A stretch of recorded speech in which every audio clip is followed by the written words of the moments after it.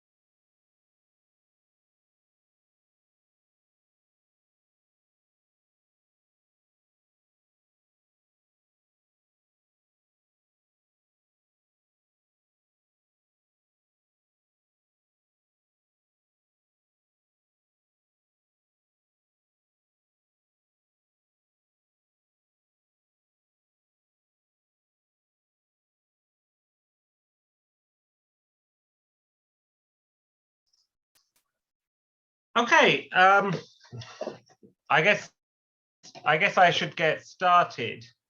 I mean, the attendance now is just getting quite silly. So you guys, thanks for coming. I think I'm going to start taking attendance. So I guess it's yeah, because this, I mean, it's like under 10% of the class is here. And I'll just take attendance and make attendance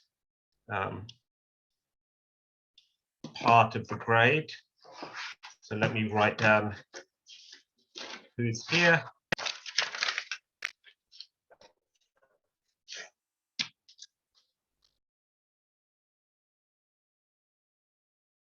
You can also take a screenshot. Some professors do that.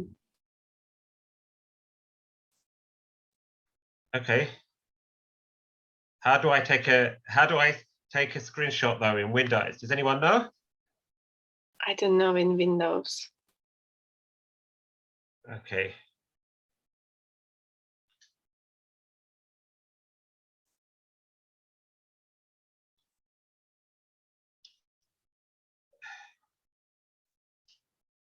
Okay.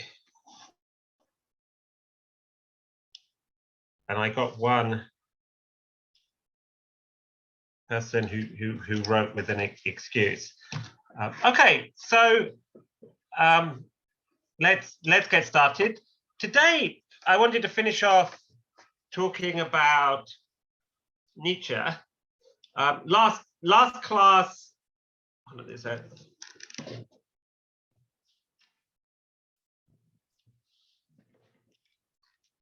That's more aesthetically pleasing. Last class, I told you about the midterm. So for those of you who weren't in class on Wednesday in face-to-face, there's going to be a take-home sort of midterm and a take-home final. And I'm going to ask you sort of short answers, but given the sort of text we're reading, I think it's more appropriate to have slightly longer answers than just a paragraph. So I'm going to give you less questions, but expect slightly longer answers. So I'll give you a bunch of questions on each of the authors, and you'll have to pick 5 of them and then write. And with this class, the way the class is divided up, the semester is divided up a bit unevenly. So I'm going to ask you 8 questions overall, but in the midterm, I'm going to ask you 5. And then for the final, I'm going to ask you 3 questions on Wittgenstein and Russell. So for the exam, you're going to get a bunch of questions, and you're going to have to answer 5 altogether. And you should write about a page, you know, a little bit more than a page on the questions. Sorry, I just. And how I'm going to do it is you're going to have to write at least 1 answer on each of the authors we've read. So on Hegel, Mill, and Nietzsche, but you're going to have to write 5 questions altogether, 5 answers altogether. So you could write 3 on Nietzsche and 1 each on the others. So I'll be sending the questions, and the answers will be due after the spring break. Yeah, so you're going to have quite a bit of time to do it. So today I wanted to finish off talking about Nietzsche. And I think I've told you about the stuff that I sort of find interesting. And I've moved backwards and forwards in the text, looking at things more thematically rather than going through in order. And I think I've given you my highlights. So what I said I wanted to do today was for you guys, I asked you guys to tell me if you had any particular passages you thought were interesting, you thought were problematic. And I will sort of begin class going through the passages you suggest. And I think that's always interesting because I come to Nietzsche with my own sort of approach, my own ideas. And there's whole kind of themes probably that I miss because I'm maybe not particularly interested in them or I don't particularly notice them, but they may be themes that you guys notice.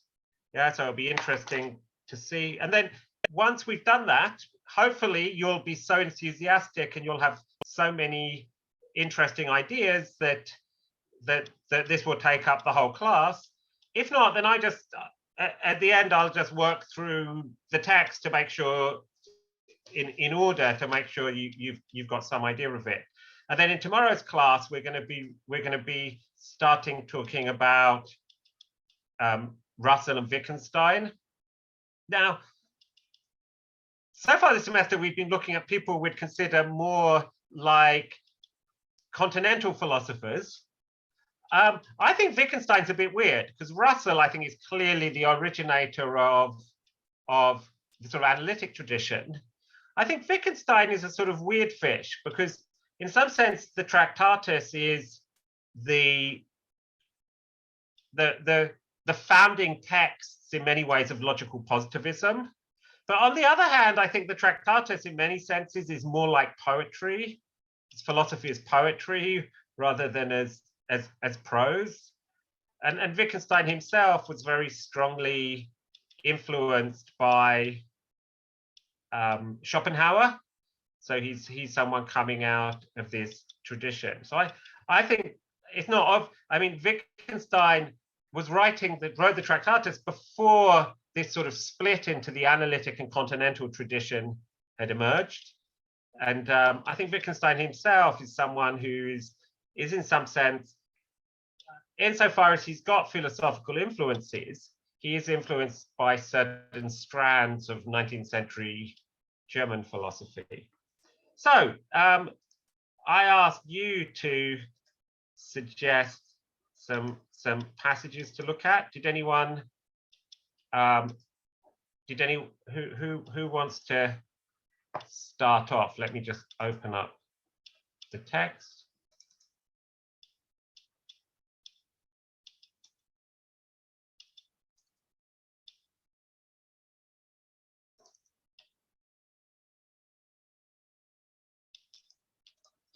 Anyone? I'll go in order in which I see people. Ecem, did you have a text you liked? I mean, I was interested in the part where he talked about, I think it was section 13. You had talked about this birds of prey and lambs. Yeah. So I continue reading the following two sections, 14 and 15. Okay. And I find not very interesting, but the kind of a dialogue form. I think he talks about the thing you mentioned, the Christian love, understand it as like hatred and resentment. I think he talks about it in section 14, and he calls it as bliss, like God bliss. The way slaves cannot take revenge. Yeah, I find that interesting as a following of this lambs and birds of prey discussion. Yeah, so yeah, I think it is related. Let's have a look at the page number. So this is on page 47.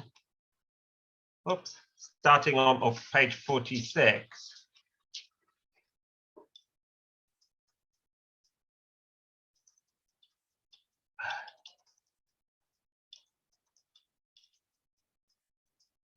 Oops, there are so many. Oh, I'm not. Am I sharing the screen? No, I'm not. So this is section 14.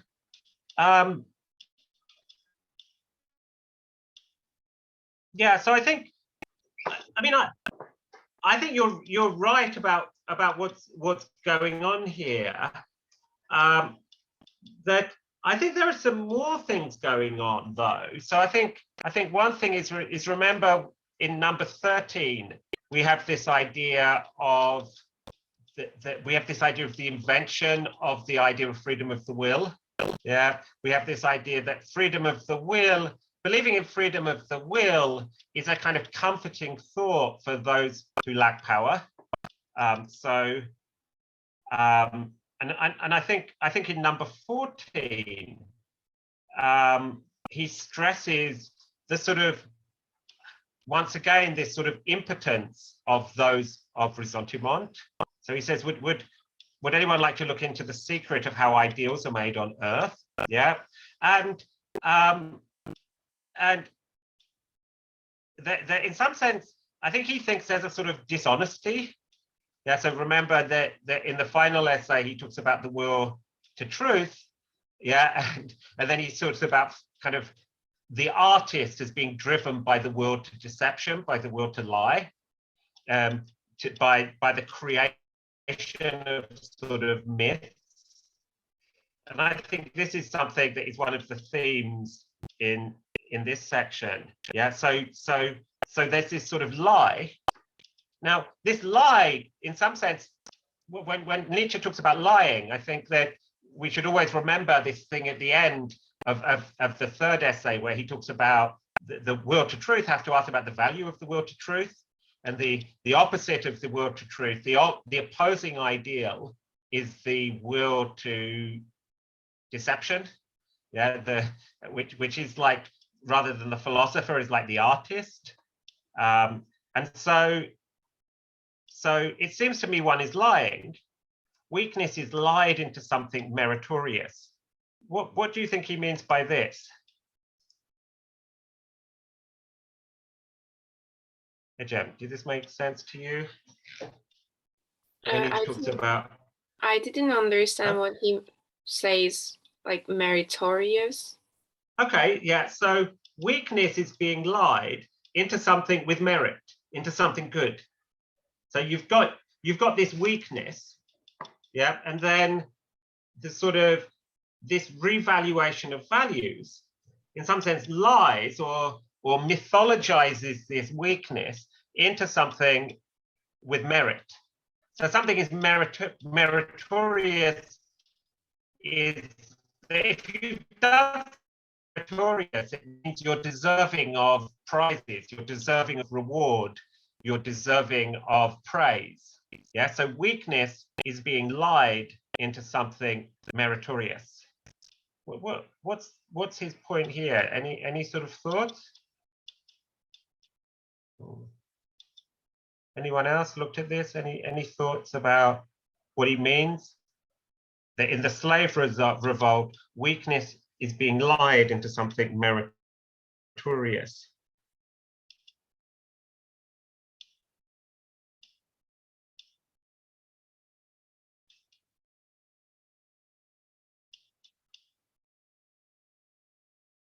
So in general, the weakness, so I take it that tying to the previous section, I think the main sort of thing here is this claim that his inability for revenge is called an unwillingness to revenge. Yeah, so you're unable to kill the other person. You're unable to kind of beat up your enemy.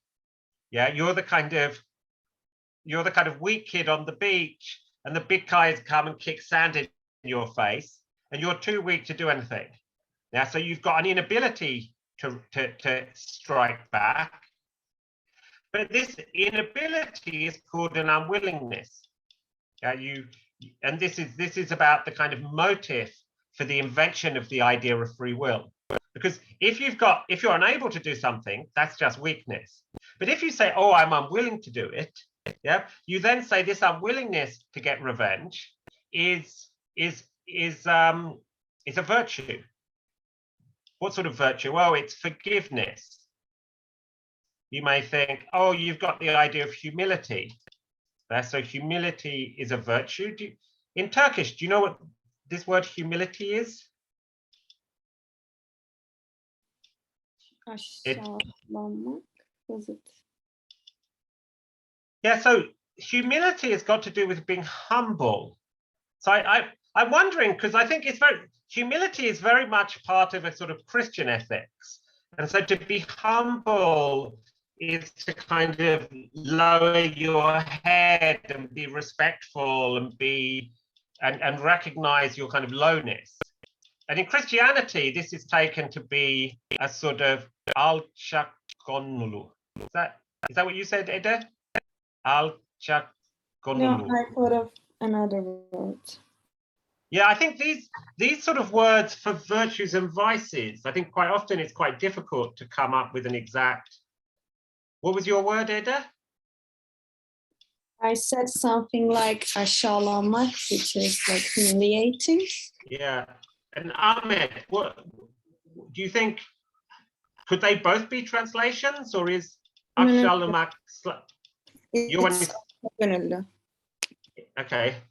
I think it's like modesty is meaning alçakgönüllü, and I think humility is the same with modesty. Yeah, except though that I think in English, modesty has a sort of sexual side to it. So modesty involves, if you're covering your arms and your legs and you're not wearing a miniskirt, Yeah, that modesty has, I think, that sort of side to it, whereas humility, I think, is not sort of gendered in the same way in English. Yeah. But anyway, the basic idea is that you're sort of weak, and once you've got the idea of freedom of will, you say that your lack of strength, your inability, is an unwillingness, and you've got lowness, you've got humility. Yeah, subjection to those one hates is obedience. So you've got someone in power, they're bullying you, and you are filled with hatred for them, but you do what they say because of the virtue of obedience. Yeah, that your inoffensiveness and cowardice. Yeah, we kind of, Nietzsche thinks that this is sort of renamed patience. Yeah, so we've got all of these kind of words that are sort of very negatively tinged, like cowardice, like sort of subjectation, like sort of lowliness, and then they're given these meanings in terms of virtues. In Christianity, you have this idea of loving one's enemies. Jesus says, love your enemy, and then someone asked us, what happens if the enemy kind of gives you an Ottoman slap? What happens if the enemy slaps you on the cheek? And Jesus said, oh, you should give them the other cheek. So they can, like you should not respond. So I think within Christian ethics, this question here is particularly applied to Christian ethics. Yeah, I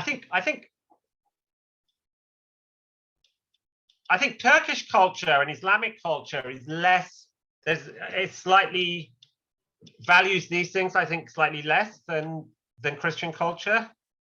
So if someone slaps you, I think you should hit them back. Yeah. Yeah, I don't think there's so much of an emphasis, for example, on loving one's enemies. Is there? I'm just wondering, is that maybe in some Sufi parts of Islam? Is there? I don't know. Yeah, so I think one thing about this section, Ejem, is we've got this emphasis on lies but these lies are sort of creative. The creators of these lies, what are they? They're artists. Yeah? So the people who the creators of values are, for Nietzsche, sort of great artists, and these lies are lies that kind of lead to whole value systems. So they're sort of creative fictions.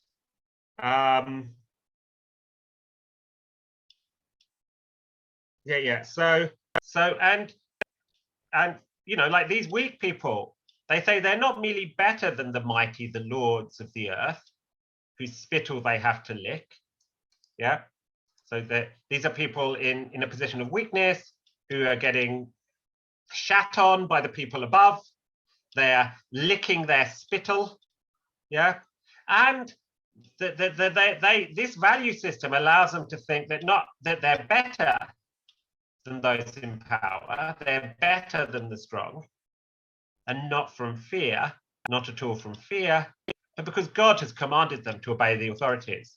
So you've got, that you're subservient out of fear, but the idea is in this fiction, you tell yourself you're doing it out of obedience to God. Yeah, and that you're not just better, you're not just morally better than the dictator, but you're better off. Yeah. Why? Well, because you're going to be rewarded in another life. Yeah, at least we'll be better off someday. Yeah. I thought when I read this paragraph, I thought like slave morality, like the morality of the weak, yeah, is depicted as the will of the god. Yeah.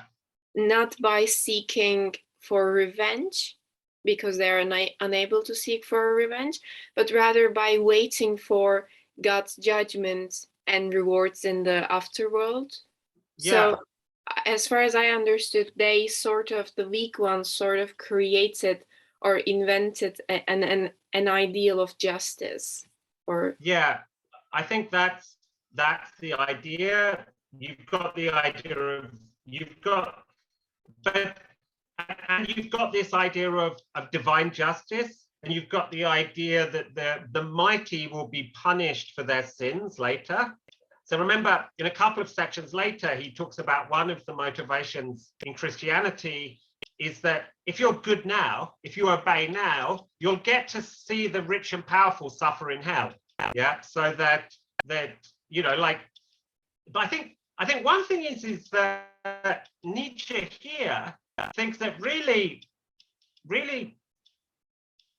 what's going on in some sense really is fear. Yeah, so people are motivated by fear. And then I take it these sort of value systems are systems of interpretation. Yeah, and so this fear, this sort of weakness, this fear is interpreted as humility, is interpreted as patience, is interpreted as obedience to the will of God. Yeah, so at one level, remember that passage where he's talking about punishment, and you've got the practice of punishment as a sort of, yeah, as a set of activities, and then you've got the interpretation of punishment, and we're sort of interpreting animals, and it has many, this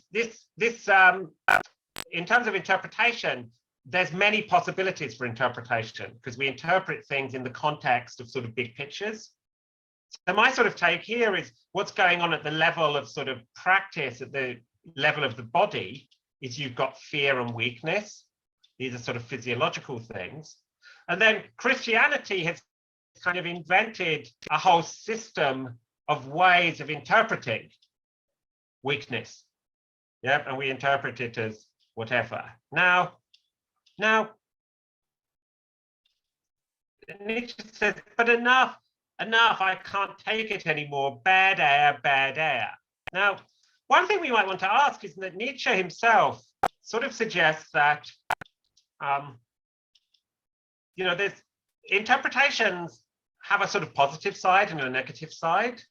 So one sort of question here is, well, why can't he take it anymore? Why is it bad air? Because, you know, in general, we're sort of self-interpreting animals. We can't help but interpret. So, I mean, is the reason Nietzsche doesn't like this because it's a lie? Because it's a myth? And it seems to me that can't be the reason. Yeah, because the fact that we make up myths by which to live is a kind of, in some sense, a part of the sort of beings that we are.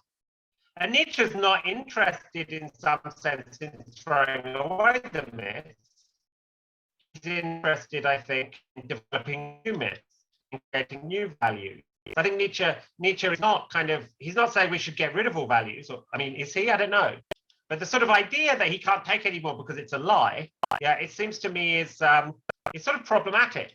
Because insofar as he believes in the creation of new values for reevaluation of values, then the fact that our systems of values are in some sense a lie, a myth that we use to interpret ourselves, this in and of itself can't be the problem. Yeah. So he says, the workshop where ideals are manufactured, it seems to me to stink of so many lies. Now, I mean, now here, I mean, is this Nietzsche's voice? Because this is like the interlocutor. Yeah. Yeah. So in some sense, by Nietzsche's having a conversation with this person, whoever it is. So I think that the fact that it's a lie, that once we get to the third essay, I think we're going to see that this in itself can't be the main problem with this set of values. Yeah, because life is made up of fictions, of values play a central role, and interpretation always involves some creativity. So Yeah. So, I mean, so you've got this kind of thing going backwards and forwards.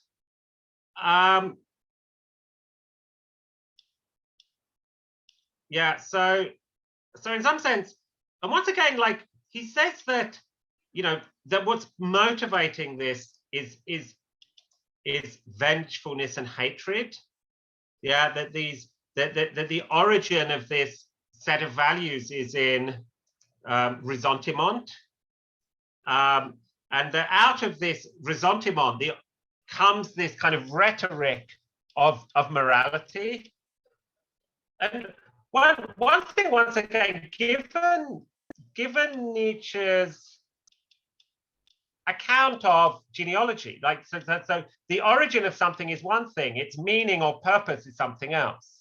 So remember when he talks about punishment in section 2, 12 and 13, he says that there's the origin of something and its meaning or purpose or use are quite distinct. So just because something has its origin in ressentiment, you might think, well, what does the origin of something tell us about its current value, its current meaning? So I think rhetorically, I think to show that something has its origin in dirt may play some sort of debunking role. But it's not obvious to me that even if this story of origins and the emergence of this value system is true, what does this tell us about its current meaning and function? So I think here Nietzsche is slightly distancing himself from this by turning it into a bit of a dialogue. Did you have any other thoughts about 14, or should we move on to 15? No. Was there anything else you liked here? No, like in the last line, he says "kingdom of God." Yeah. I interpret it as the like the justice system of God, where where the weak ones cannot take revenge, and they so-called live in peace and in love in earth. Yeah. So yes, so you could seek revenge in the afterlife. Yeah. So the last judgment is something in Christianity. So I'm not sure. Once again, in Islam, do you have the last judgment? So Jesus is supposed to come back, and then God will divide people up into the kind of saved ones and the damned ones. And the kind of damned will go to hell, and the saved ones will go to heaven. So the last judgment is about deciding who goes to heaven and who goes to hell. Yeah. Yeah. So I think one thing is we've got a story about the origin of these values. But I think that yeah, at the end of number 14, I think this is setting up the sort of discussion in number 15. So he says these weak people, yeah, so these weak people talk about being humble, talk about choosing forgiveness, etc., etc. But someday or other, they too intend to be the strong. Yeah, there is no doubt of that. Someday their kingdom too shall come. Yeah, they term it the kingdom of God, of course. Yeah, for one is very humble in all things. So I think, I mean, these people sort of present themselves as being unwilling to revenge, of being humble, of believing in forgiveness. But in some sense, I think Nietzsche thinks that these sort of people are the people kind of who are the most desiring of revenge. Yeah. So, I mean, one thing about Nietzsche is Nietzsche, in many ways, you might think of as tied to certain kind of right-wing conservative things on the political side. But I think I take it that one of the things he's worried about is a form of what today we might think of as populism. Yeah. So I take it that these sort of popular parties, the parties that appeal to what Nietzsche would think of as the herd, Yeah. In some sense, that if these people get power, so if you have these people who are weak, who are full of ressentiment, they'll be using the rhetoric of how humble they are. But if they get power, I think Nietzsche's idea is these are the people who are going to be the cruelest. Yeah. So the weaker you are, the more you punish, the more you hurt your enemies, the more you are full of in some sense, hatred. So I think Nietzsche thinks there's a story about origins, but I think he thinks that people whose sort of moral system is based on a kind of interpretation of their own weakness, is tied to the idea that someday they intend to be the strong. And when they are strong, I think people of ressentiment are going to be the cruelest. Yep. So I won't make any comments about current day politics, but you can think of the sort of people who, we are downtrodden and poor. Yeah.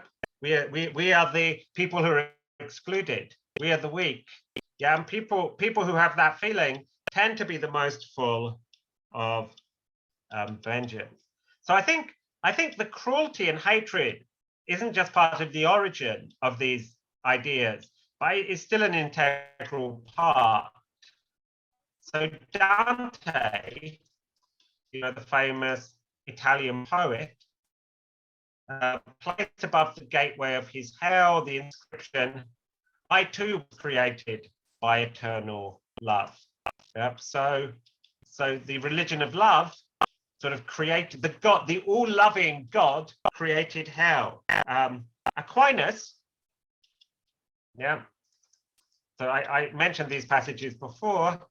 Says the blessed in the kingdom of heaven will see the punishment of the damned, in order that their bliss be more delightful for them. Yep. So the blessed, the saved, the ones loved by God in heaven will get to see the punishment of the damned, so that their joy will be greater. Yeah, yeah. And then we have this long quote from Tertullian. Yeah, and this is once again about the cruelty of Christianity, of Christians. Yeah. So, and I think if you look at the history of Christianity, you see a lot of time Christians who spend most of their time talking about love spend a lot of their time murdering heretics. Yeah, so all of these religions of love, of a loving God, the amount of cruelty carried out in their name, I think is so I think Nietzsche thinks that in some sense the nobles in some sense are instinctively more violent, but those who've been brought up on a sort of Christian ethics are, because their souls are more tortured, are more filled with cruelty. So if you're worried about cruelty, then those who are motivated by the religion of love are going to be more likely to be cruel and enjoy cruelty than and I think Nietzsche himself wants an ethics that's going to move beyond the idea of revenge, beyond the idea of punishment.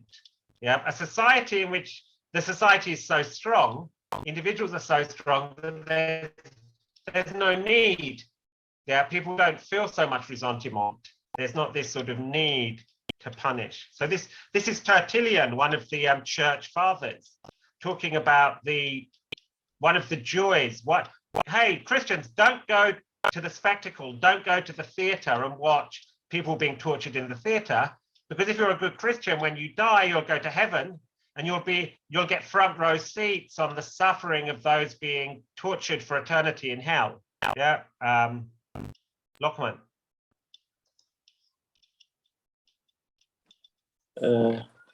Can you hear me? Yeah. I could not attend some classes due to my health problems, so I apologize in advance if this question has been asked before. My question is about reading a philosopher in the example of Nietzsche. Yeah. Some commentators say that this strong and weak distinction in Nietzsche and the view that all evolutions are related to the body stem from Nietzsche's inferiority complex. Kristeva had a text, I guess, in which she psychoanalyzed Nietzsche. Mm-hmm. My question is, how do we make the connection between the text and the author's mood when reading a philosopher? Do we need to do? If we have to do this, what will be the criteria here? Yeah, I mean,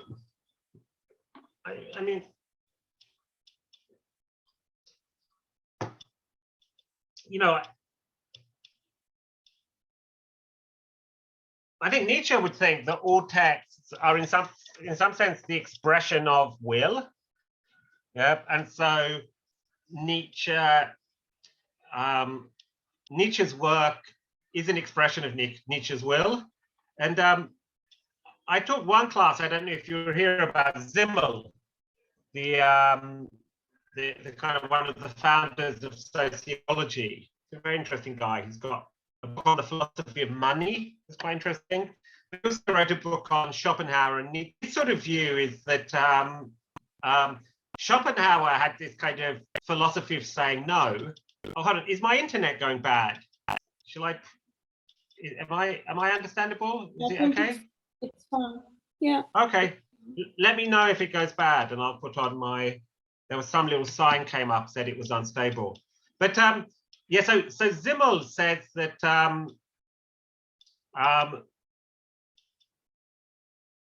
yeah, that Schopenhauer was so full of life and so full of sexual energy that he kind of developed this philosophy of life denial because he was so full of life. And then Nietzsche had this philosophy of saying yes, of affirmation, because he was this sort of weak, inadequate guy who probably only had sex once in his life and probably got syphilis as a result of it. And so, I mean, is Nietzsche's philosophy itself a sort of an expression of the weak? Yeah, and you might think from Nietzsche's own viewpoint, like Nietzsche is not a blonde beast. Nietzsche is a kind of a quite sickly guy with a kind of silly moustache who doesn't have very many friends, who isn't very popular. So, I mean, to what degree? Yeah, so, I mean, I think that it's sort of open, that we can read these texts how we want to. So I think that we can read, one way of reading this text, reading Nietzsche's text, is understanding it as a sort of expression of Nietzsche's sickness, including his syphilis. And I think that's definitely one way of reading Nietzsche. I think that another way of reading Nietzsche is as someone of his times. So Nietzsche is someone definitely coming out of this sort of late 19th century ferment. Yeah, we can read Nietzsche and you know, like, and this is something quite explicit, that he's offering a sort of diagnosis of his age. He sees his age as a period of nihilism. So we can read Nietzsche's work as a sort of an expression of his age. We can read Nietzsche's work from as a timeless piece. We can forget about its time and place and ask, what does it say to us today? And so my sort of Nietzschean theory of interpretation is we can have a sort of perspectivalism. These are all different ways of reading Nietzsche's texts that can prove illuminating and can help us see certain things in the text. To think that there's a single overarching correct interpretive perspective, I think that's something that Nietzsche would reject. And I tend to be attracted to a sort of pluralism, to a certain form of perspectivalism. Does that help? Okay, thank you. Yeah. Yeah, so I talked about this passage before because I think it's a really cool one. Yeah, if you didn't read it, the joys of like when you're in heaven, what's it going to be like? What a vast spectacle then bursts upon the eye. What there excites my admiration, what my derision, which sight gives me joy. As I see so many illustrious monarchs whose reception into the heavens was publicly announced. Instead of going to heaven, they're going to hell, groaning now in the lowest darkness with great Jove himself. Yep. And of those who bore witness of their exaltation, of those who followed the men in power, governors of provinces who persecuted the Christians. I see these governors in fires more fierce than those with which in the days of their pride they raged against the followers of Christ. What world's wise men besides, the very philosophers, in fact, who took their followers that God has no concern in aught that is sublunary. So those philosophers who said God doesn't care about us, doesn't care about what happens on earth. These classical philosophers who rejected the Christian God in favor of something closer to a form of deism. Yeah, and will want to assume that either they had no souls or that they would never return to their bodies at which death they had left. Now, these philosophers, they're covered with shame. Yeah, the fire consumes them. So you get to see all these people you don't like suffering forever. Yeah, so Christianity presents itself as a sort of religion of love, but its origin is in ressentiment. But I think that there are also aspects of the Christian, sort of Judeo-Christian belief system that also, the people who are full of ressentiment, people who feel weak, when they talk about, they're filled with a sort of secret desire for revenge and cruelty. Yep. And these people, the sort of people who talk most about being humble, about their humble origins, that once they get into power, I think Nietzsche thinks is they're likely to be the kind of cruelest and most vicious of rulers. Okay, so that's number 14 and 15. I guess it's time for a break. After the break, I'll ask if anyone else has a passage they want to talk about. If you put your if anyone has passages they're interested in talking about, you could also write them in the chat. And if you're in a place where you're not able to talk freely, because if you're in the library or a classroom, then you could just put something in chat if there's a particular passage. So let's have a 10-minute let's have a 10-minute break, and then we'll come back. So this class, through the other classes, I've said most of what I wanted to say about Nietzsche. So I'm happy now looking at passages I suggested that you guys suggest. Okay.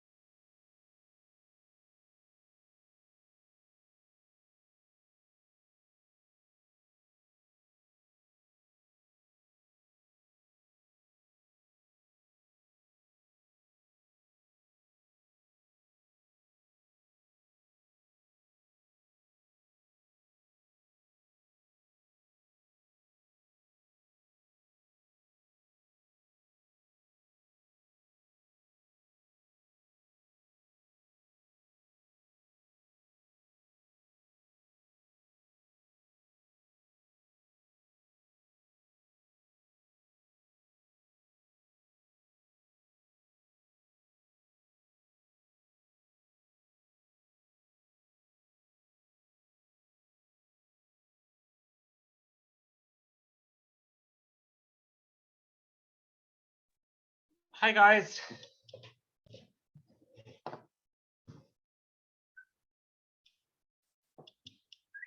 Hello.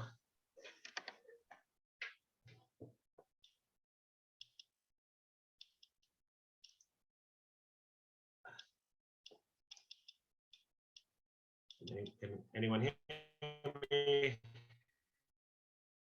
Is my sound back? So did anyone else have a particular passage they thought was fun or interesting?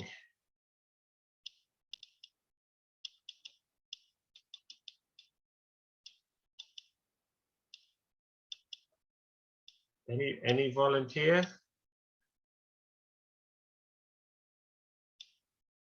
I said in last class I would do that kind of long embarrassing silence thing where I just wait.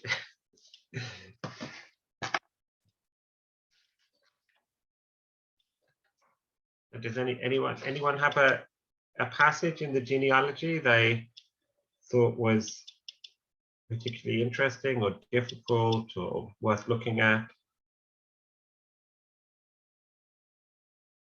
Lokman, did you have a passage? No? I couldn't attend the last class. Ah. No one else has a... If no one else does, I have a question Okay. about was it grammar? What was Nietzsche saying about grammar? Our moral concept is seduced by grammar. Yeah, he talks about being or seduced. This is on page 45. So he talks about being seduced by language. So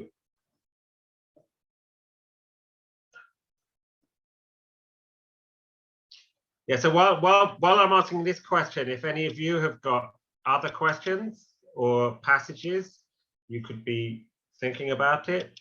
So this is on page 45, and this is the passage where he kind of introduces the idea of freedom of the will, and he thinks that our belief in freedom of the will involves being the seduction of language, yeah, and the idea of the fundamental errors of reason that are petrified in it.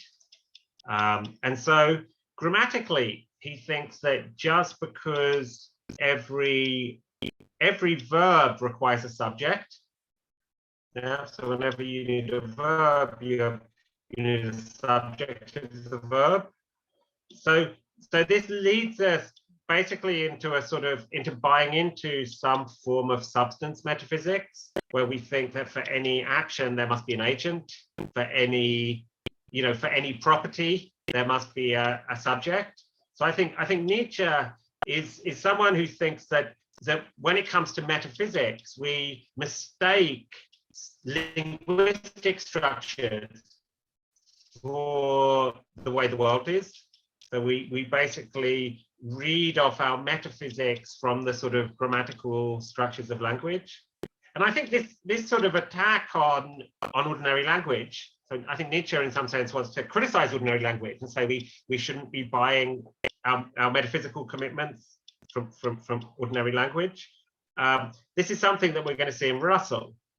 So I don't know have you read Russell in any other class? Have you ever? Normally in an undergraduate program, there'd be a philosophy of language class, and you would read sort of Frege and Russell. But Boacic, for some reason, developed without too much of a stress on philosophy of language. It was more aimed at kind of philosophy of science. But have any of you read Russell before, like on Russell's on denoting? No? I think we only read the introduction part of Russell, just an essay about, I don't remember, but we read it in 106, I guess. critical thinking Okay. class. So he's got this very famous essay from 1905, I think it is, called On Denoting. Has anyone heard of that paper? So he's got a very famous example in there with the King of France is bold. Yeah, and the King of France sounds like it's a definite description, and it seems grammatically to function like a name. It seems like the King of France is a description that is a name of an individual. But of course, there is no King of France. So I think one of the things about Russell and the emergence, so we're going to look at Russell next after we finish Nietzsche. I think one thing interesting about being seduced by language, I think this was one of the main sort of worries of early analytic philosophy as well. That we've got the kind of structure of our public natural language, but really the deep underlying logical structure might be something quite different. So I think that Nietzsche thinks that we're seduced by language, and then maybe what we should look at is the sort of natural man or woman, that we should maybe go with science if you want to understand the nature of man, rather than looking at the way our language works. And so Nietzsche, I think, was one of the first philosophers sort of coming post-Darwin. So I think laying behind Nietzsche, there is this sort of influence of Darwin. As Lockman talked about, that he believes that we should be looking at the body. Yeah, and the body is a system. Yeah, the body is a kind of great big system. But in our language, we just teach it we just use the word I. We just got one thing. So language, I think, for Nietzsche, but the seduction of language here is has got to do with the way in which we always grammatically we always need a subject, and we take this feature of our grammar as an indication of the underlying structure of reality. And I suggested that Nietzsche himself, last class, I was talking about how he's in some sense coming out of more of a sort of process metaphysics. Yeah, there is no being behind doing, affecting, becoming. The doer is merely a fiction added to the deed. The deed is everything. And so he's more kind of, in some sense, more aligned with Heraclitus than with Plato. He's a philosopher who thinks that what there fundamentally is becoming, flux, change. But linguistically, that language imposes order, unity, etc. on this flux. Yeah, and then we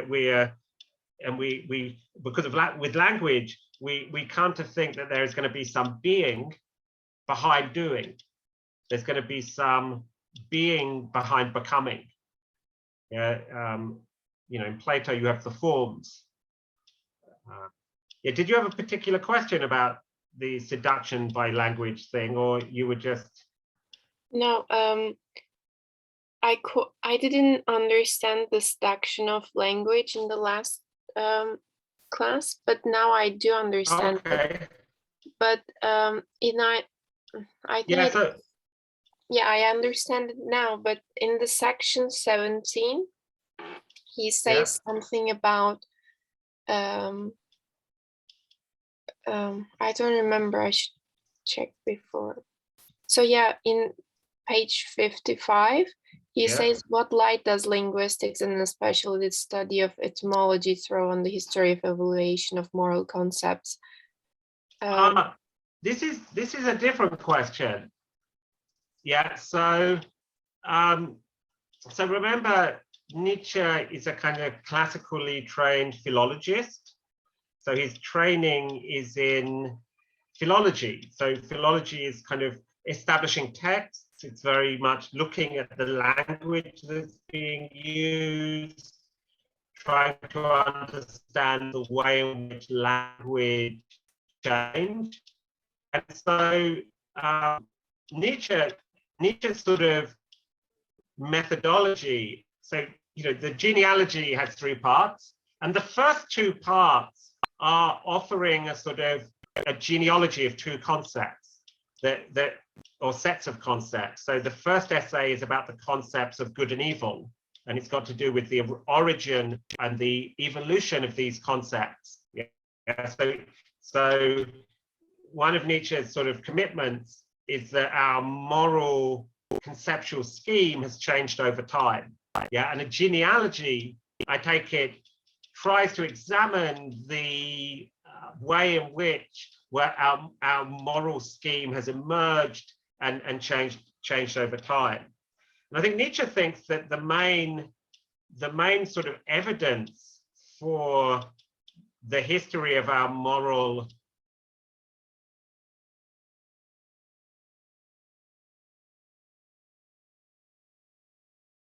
this is Nietzsche's empirical work. What we need to offer is an account of the evolution of our moral language. And this account of the history of our moral language can tell us something about the evolution of our moral concepts. Yeah, so these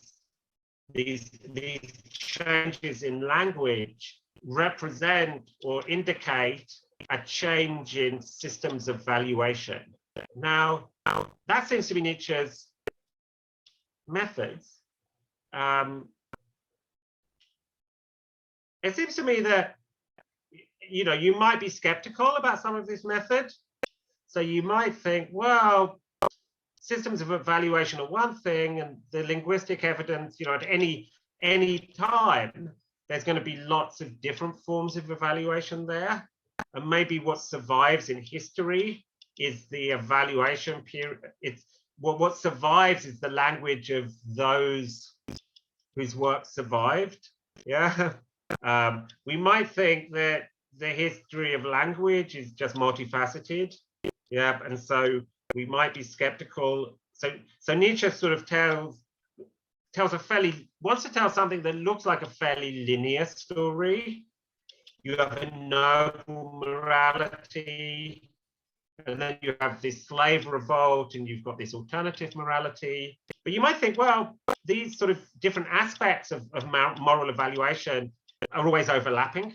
Yeah, so it's, you know, these different forms of evaluation might be stronger at one time, weaker in another. You might think it might change from generation to generation. Yeah, they're different, these sort of, and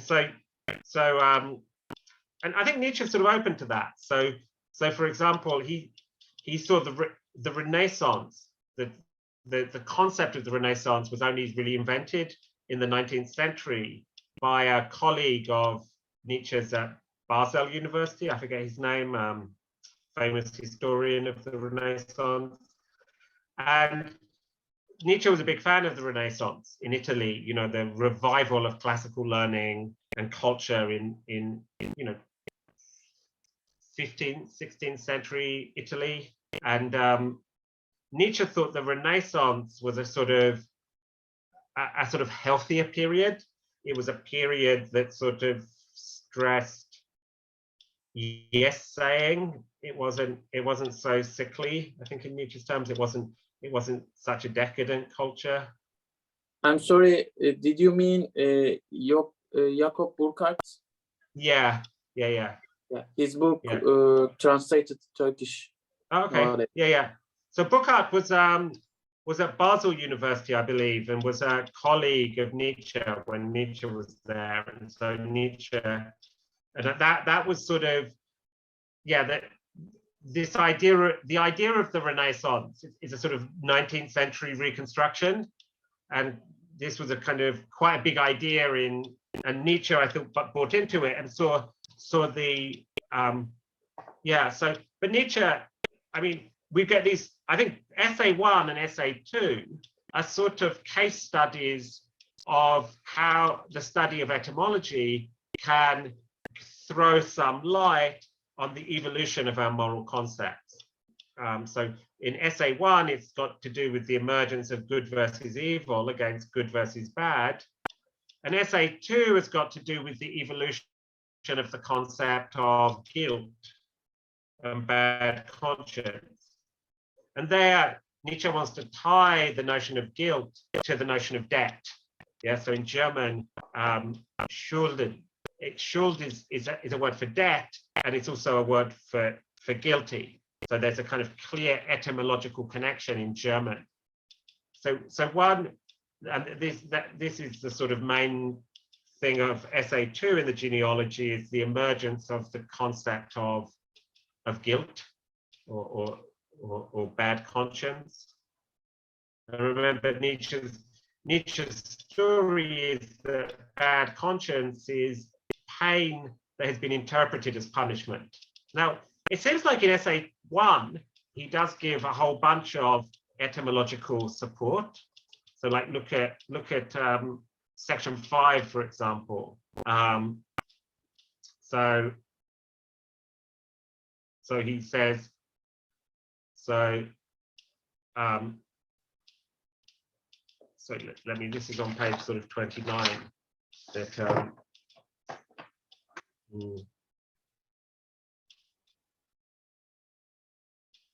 yeah, so on page 30, he basically runs through a bunch of Greek words. Yeah, so the words for bad are kakos, delios, agathos, bad, ugly, ill-born. Yeah, so he goes through and he provides a lot of sort of etymological evidence for the claim that in older times, that the Homeric, especially the Homeric times, the words for good have their roots in words for noble, powerful, strong, and the words for bad have their roots in terms of common, plebeian, low. And then he also thinks you find a similar sort of distinction in other languages. So he appeals to some Slavic languages, he appeals to Sanskrit, and to Latin. So the early sections, especially section 4, so section 4 and 5, yeah, he appeals to etymology and the history of our language as sort of evidence for his claim that originally there was this distinction between good and bad. Yeah, so in earlier times there was a distinction between good and bad, and this is found in many languages. Good meant powerful, strong, noble, highly born, aristocratic. Bad meant poor, low, plebeian. And this system of evaluations then sort of transformed, at least in Europe, into this distinction between good and evil. Yeah. Yeah. So Ece, I think the thing about being seduced by language in section 13 of essay 1 is one thing. The thing about appeals to etymology in the final section is completely different. It's about language, but it's about using linguistic evidence and evidence about etymology, the history of our words and the sort of origin of our words, as evidence for kind of historical claims about how our conceptual scheme has evolved over time. Yeah, and I take it there's the sort of thought that our concepts are embedded in language. So I do think there's a sort of linguistic turn here, that our moral judgments are essentially linguistic. And so the way to understand the history of moral judgment is by looking at the history of moral language. But we've also then got the practices. Yeah, so there's going to be the kind of practices of punishment. And I think once again, the language is going to be something that is going to be a form of historical evidence. Yeah, so I think if you're interested in the first thing about language, I've got a paper that came out last year on the role of language in metaphysics and common sense language. So Thomas Reid has a sort of the opposing view to Nietzsche. So Thomas Reid, the kind of 18th century common sense philosopher, thinks that epistemically that if something's a part of common sense, then this gives us a reason to believe it, a defeasible reason. So if something is a part of common sense, then it's the onus is on the opponent of common sense to offer a refutation of the position. Yeah, and Thomas Reid thinks that just your intuitions aren't a very good guide to common sense because it's difficult to kind of distinguish common sense from local prejudice. And so Reid thinks that the best evidence that something is part of common sense is that it's a sort of distinction or a concept found in all languages. And one of the things he focuses on is grammatical structures. So he thinks that the fact that all languages make a distinction between nouns and verbs, nouns and adjectives, means that it's part of our common sense commitment to be committed to some sort of substance metaphysics, that there are substances and their properties. Similarly with verbs, because all verbs require a subject, all active verbs require an agent. This means that it's part of our common sense that all actions require an agent. Yeah, and so we've got this distinction between an agent and its actions are part of our common sense metaphysics. And then Reid thinks that common sense can be overturned, for example, by science. But he thinks that if something is part of common sense, then the onus, the burden of proof, is on the opponent of common sense to offer a sort of alternative. Yeah, so I think Niçe is far more of a sort of enemy of common sense. So he sort of rejects this common sense idea that for every action there must be an agent, and he doesn't really offer us an argument to convince us of that. Yeah, so I guess he has a sort of different attitude towards the claims of common sense. If anyone's interested, hold on. I do quote this passage from Niçe, the one you were pointing to, Ejim. Where is it?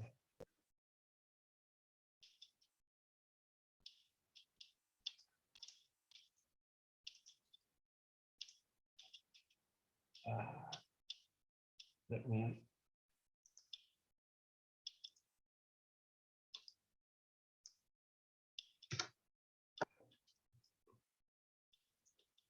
So does anyone else have a passage or a comment or a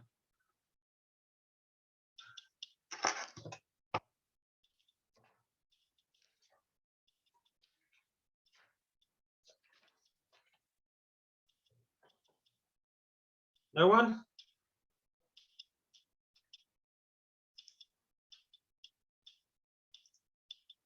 You can type it into the chat.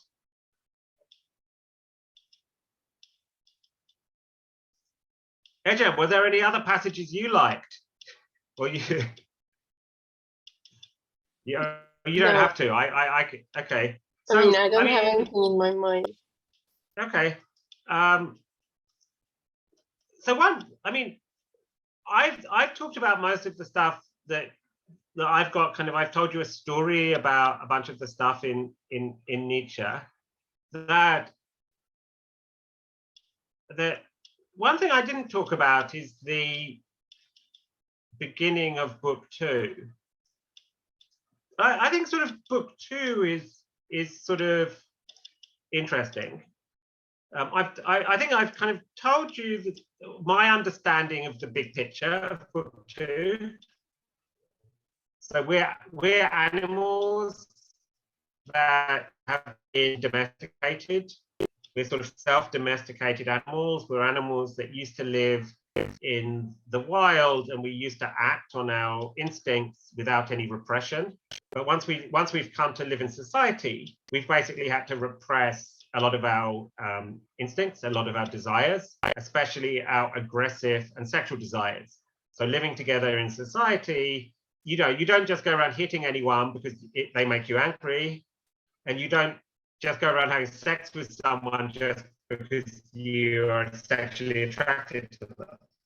Yeah, so we have to kind of repress our aggressive and sexual instincts. That's part of living in a stable society.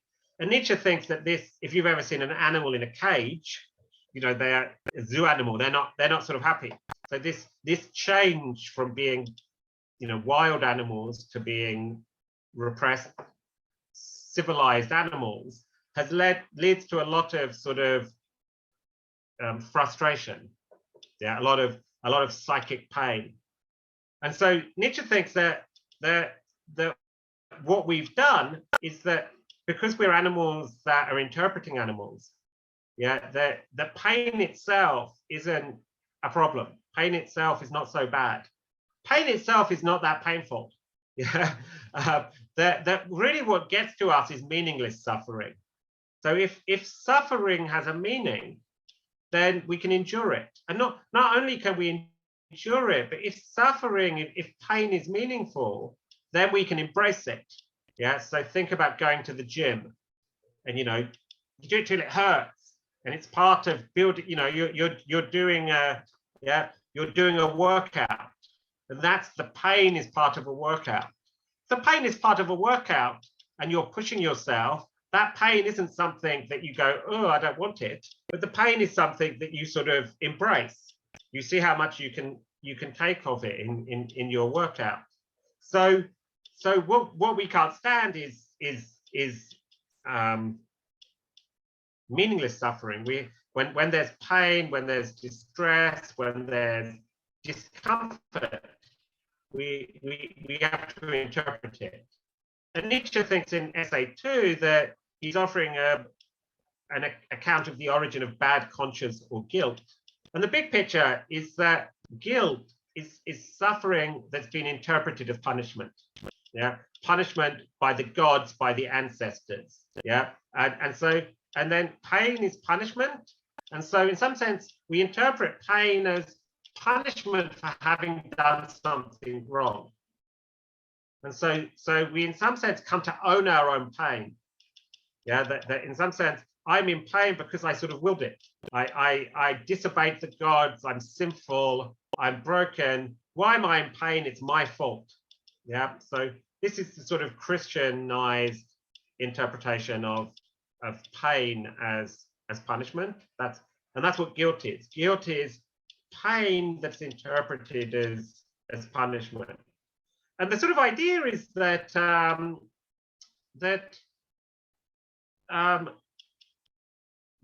the pain itself could have any cause. So the guilt I'm feeling isn't because I did something wrong. I'm just feeling bad.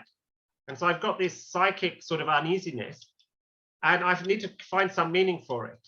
And I think of it in terms of punishment. And I think Nietzsche thinks that this is an unhealthy way of conceptualizing pain. Now, one thing is Nietzsche wants to get beyond good and evil, but he makes this distinction between healthy and unhealthy ways, between healthy and unhealthy people. And you might think, well, what's really important in Nietzsche is some notion of health, and that's he wants a revaluation of values. And then it looks like that we've got some meta value we can use for this reevaluation, whether something's healthy or whether something's sick. And if that's the case, then it looks like there is a single overarching perspective from which we can evaluate values, which looks like then we end up with a certain type of monism about values. There is some highest point. There is some place we can stand to evaluate the values. There is some perspective from which we can evaluate values. And so, and this way of thinking about Nietzsche, so he says all the sciences have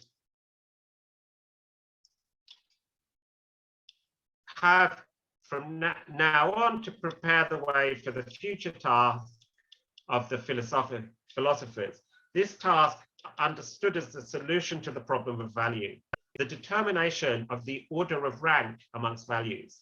The order of rank. It looks like this sort of passage looks like there is a sort of perspective from which we can objectively rank all of our values.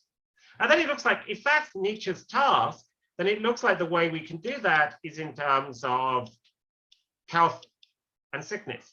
Which sort of values are healthy values? Which ones are sick? Now, I think this is very problematic, given what Nietzsche says about perspectivalism, is perspectivism, that there isn't one objective truth. There isn't a single perspective from which we can know the truth. And so I think this idea of coming up with the order rank amongst values, using health as the kind of master value, is in tension with Nietzsche's claim about all there is perspectival seeing. So remember the question on, this is the passage, where is that one?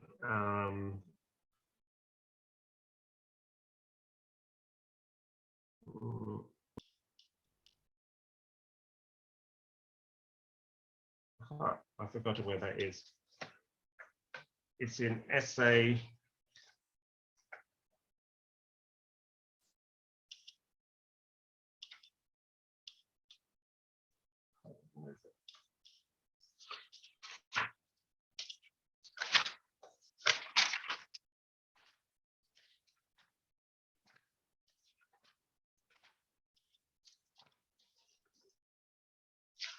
Anyway, we talked about this.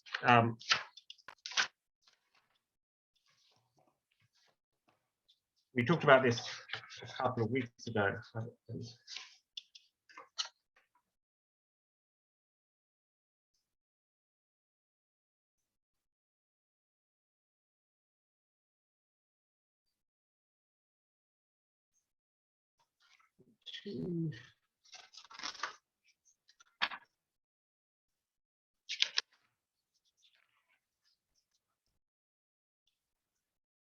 Yeah, so this is in 212.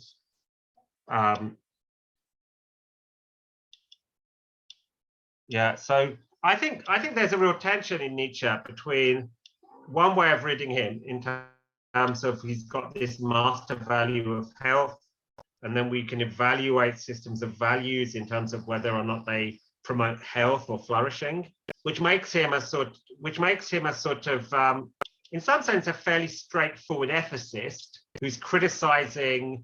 We've got these different moral systems, and then we can criticize them from this perspective of health and flourishing.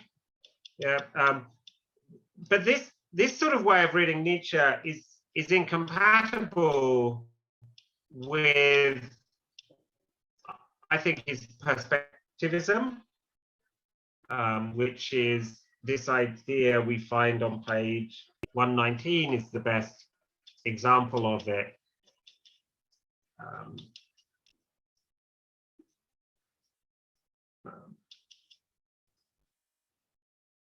Yeah, so this is on 119.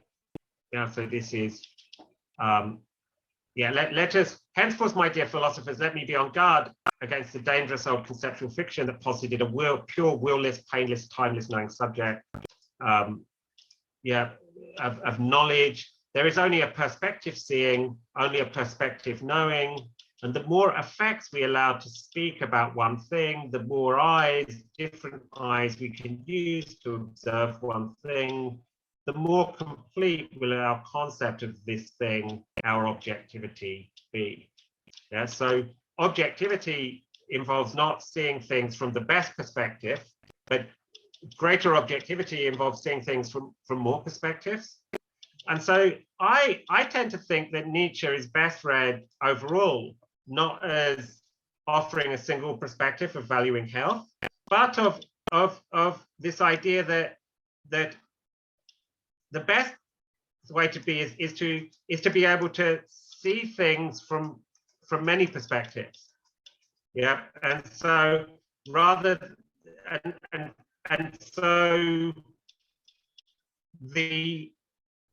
so I focused earlier on when we were talking about Nietzsche on a bunch of passages where on the one hand Nietzsche makes it look like he's very negative about the slave revolt. There are also these passages where he says very positive things about the slave revolt and about priests. The priests are the great artists. It's only with the slave revolt that human beings become interesting. They acquire depth, that they acquire an inner life. So I talk about passages 1.6, 216, and 313. I think three of the passages where he does this.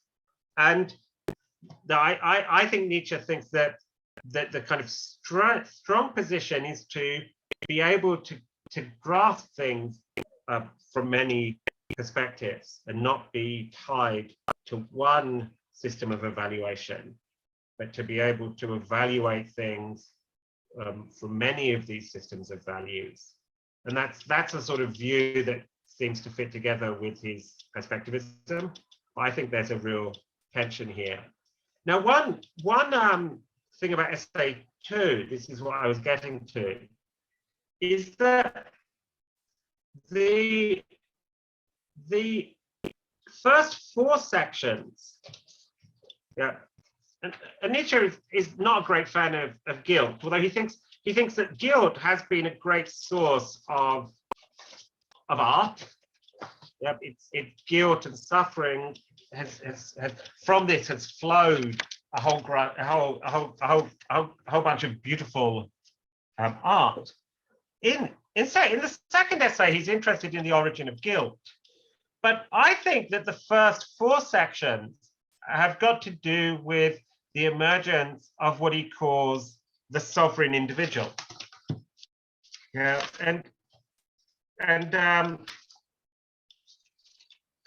yeah, he introduces, he comes to this idea. He talks about this sovereign individual in the second section. Yeah, so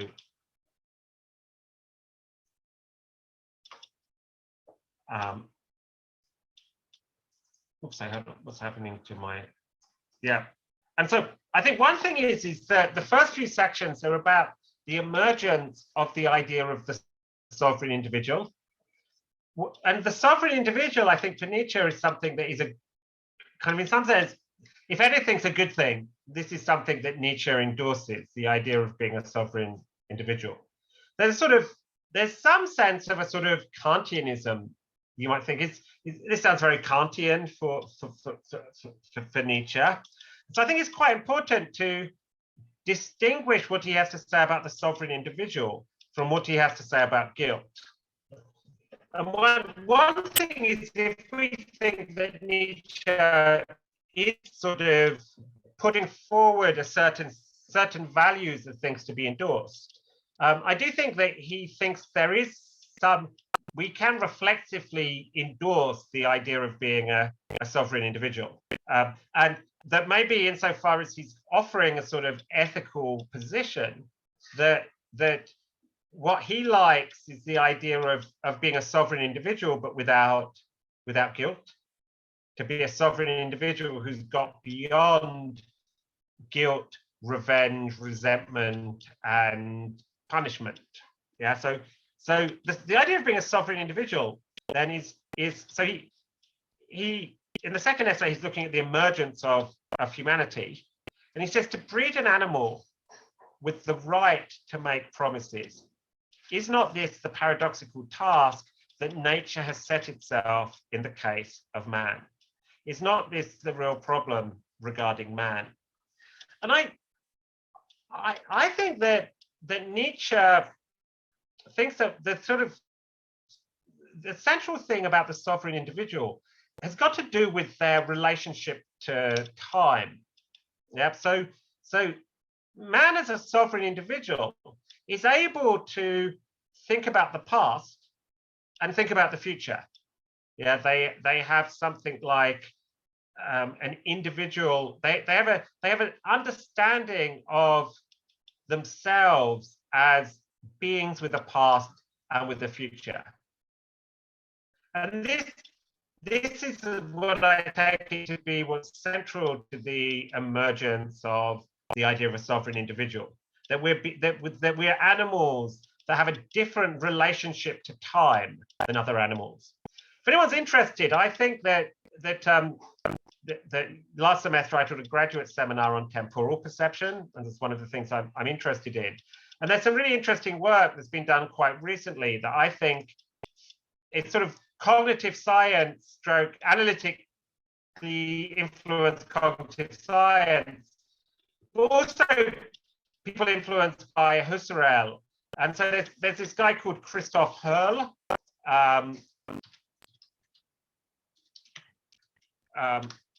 Sorry, and he had an interesting paper. If anyone's interested in questions about time, he has an interesting paper where he argues that only human beings have an understanding of the past and future as particular. Other animals only have a sort of, they're able to recognize things that repeat, but they don't represent particular points in the past and particular points in the future. And there's another philosopher I like who's also been making a similar point, called John Campbell. So he gave a series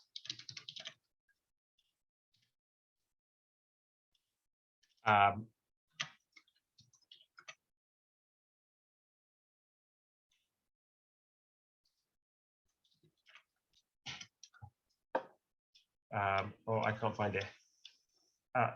Yeah, if anyone's interested, this is a fun set of lectures by John Campbell. And the second lecture here, he makes a similar point. I'm giving you, yeah, John Campbell's quite fun. Yeah, so I think that the sort of central claim about the sovereign individual, or my understanding of Nietzsche's account of the sovereign individual, has got to do with the sovereign individual's temporality. That unlike other animals, that we have a different type of being in time than other animals, and we've got a right to make promises.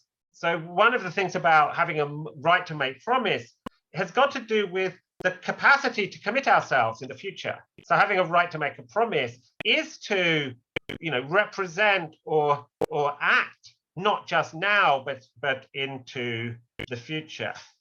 And this right to make promises also requires an attitude towards the past, because when one reaches the future, one has to remember the promise. And the promise is not something that is, it's not like remembering where you put the beer. It's not like remembering where the beer is. It's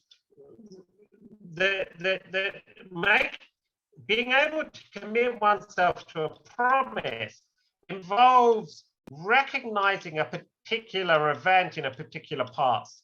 Yeah, it involves recognizing particular past events. It involves having some sort of episodic memory. Yeah, and I think Nietzsche's sort of idea here, if we think of it in contemporary terms, is that we might think that human beings are the only animals with episodic memory that are able to think of particular past events as past. This claim that only human beings have episodic memory is a claim defended by Christoph Hurl in the Brain and Behavioral Sciences article I linked to in the chat.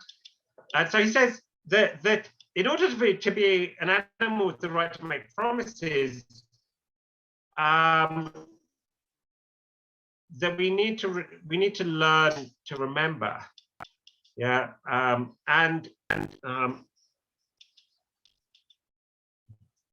yeah, so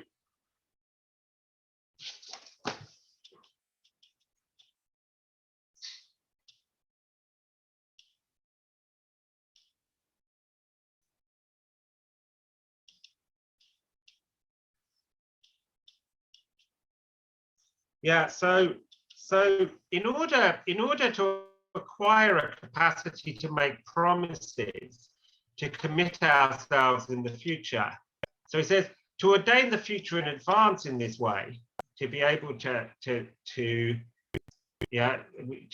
acquire a real memory of the will.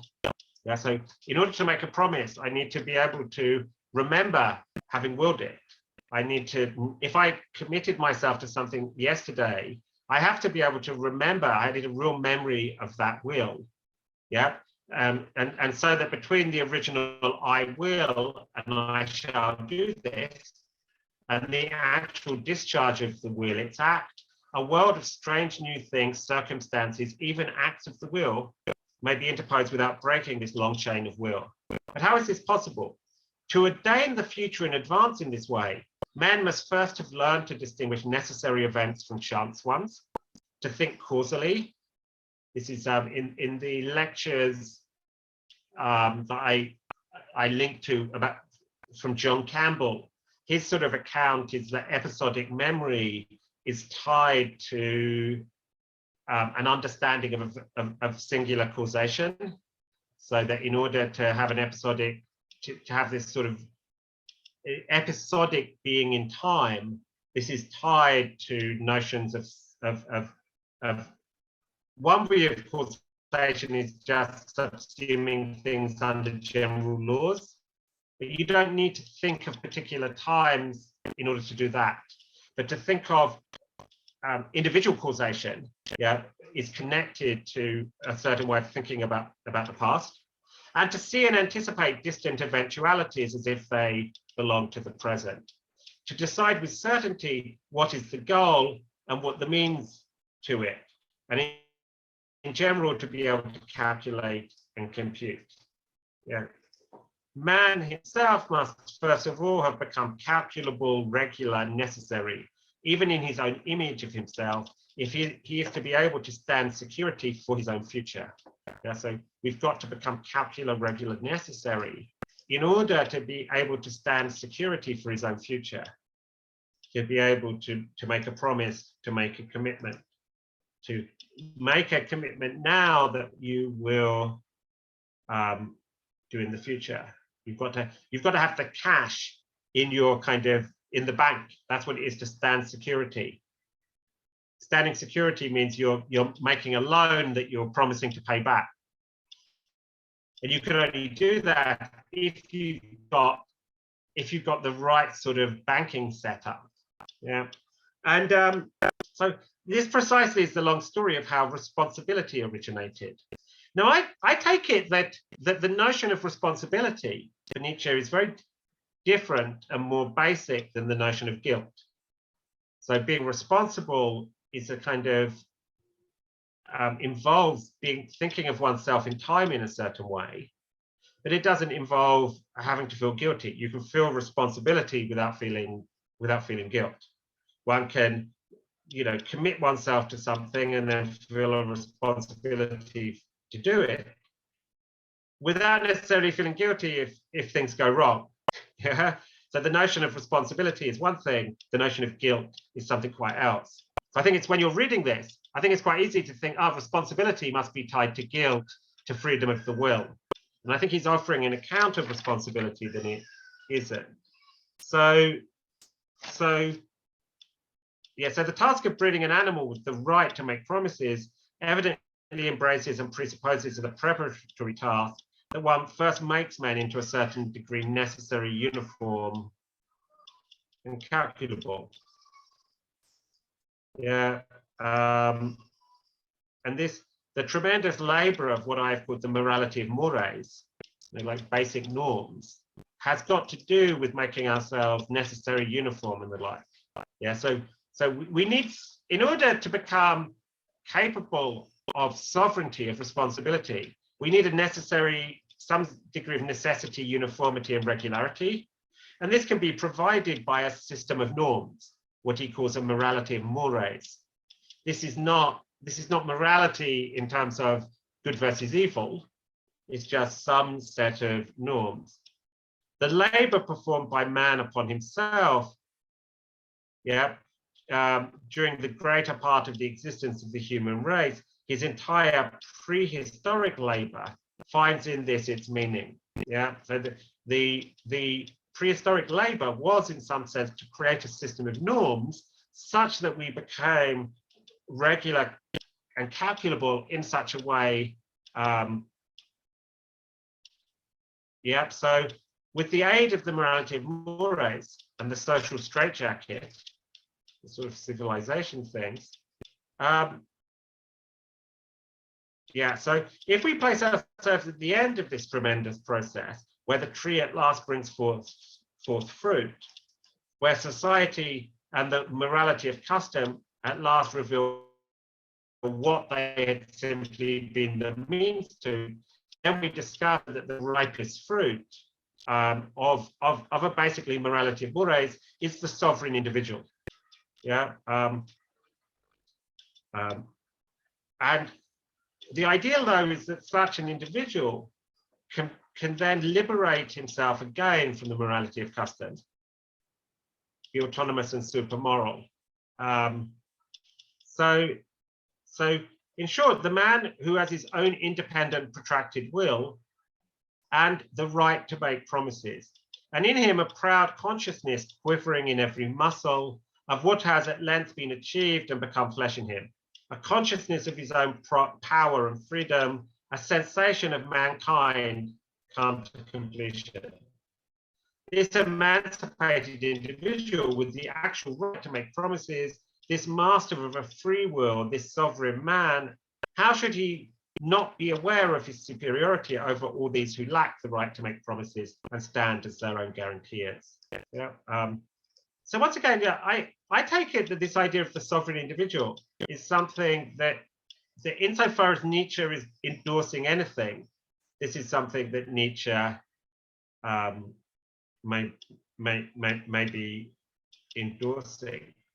But then he wants to cut off the idea of being a sovereign individual from notions of guilt and blame and moral responsibility. So we've got a certain type of responsibility, but yeah, in the kind of Christianized, moralized sense of responsibility, yeah, this is what he wants to get away from. Okay, so I'll see you in class tomorrow, and in class tomorrow we'll talk about start talking about Wittgenstein and Russell. So for next class, there's a short piece by Russell. There's a handout by Russell. So there's a handout I've got on Russell and Wittgenstein that I'll also send you. And yeah, okay, so I'll see you tomorrow. Bye-bye.